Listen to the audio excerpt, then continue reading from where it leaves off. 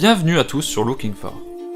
Aujourd'hui, je vous emmène en Arabie Saoudite, au bord de la mer Rouge, pour vous parler de la Jeddah Tower, qui ambitionne de devenir le plus haut bâtiment de toute l'histoire.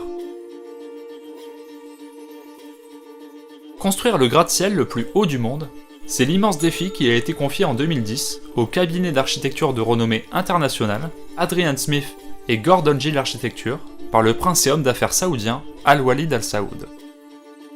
Avec une hauteur qui doit dépasser la barre symbolique des 1 km, la tour de Jeddah est sans nul doute l'un des projets architecturaux les plus ambitieux du XXIe siècle. Et ce n'est pas pour en déplaire à l'équipe d'Adrian Smith, à l'origine de l'actuel record mondial de la grande hauteur, le Burj Khalifa.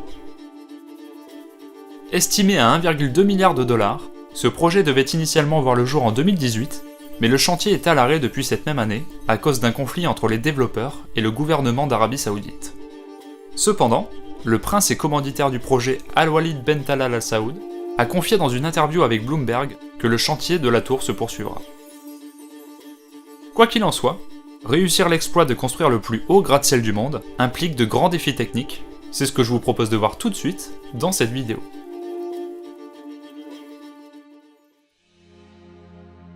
Le premier défi d'une telle construction est celui de la stabilité. En effet, plus les gratte-ciels sont hauts, et plus ils sont soumis aux effets du vent et aux contraintes générées par le poids du bâtiment sur la base de sa structure.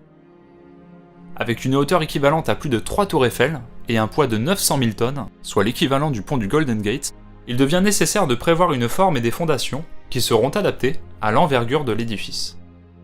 L'équipe d'Adrian Smith a donc proposé une tour asymétrique en forme de Y, proche de la silhouette du Burj Khalifa. Cette forme en tripode tient au fait qu'elle est la meilleure pour atteindre une telle hauteur.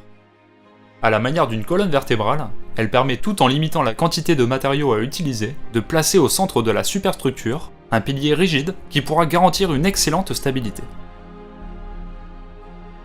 Enfin, pour ancrer solidement la tour sans avoir à creuser trop profondément, il faut que le sol soit constitué de roches stables sur lesquelles pourra s'appuyer la structure du bâtiment.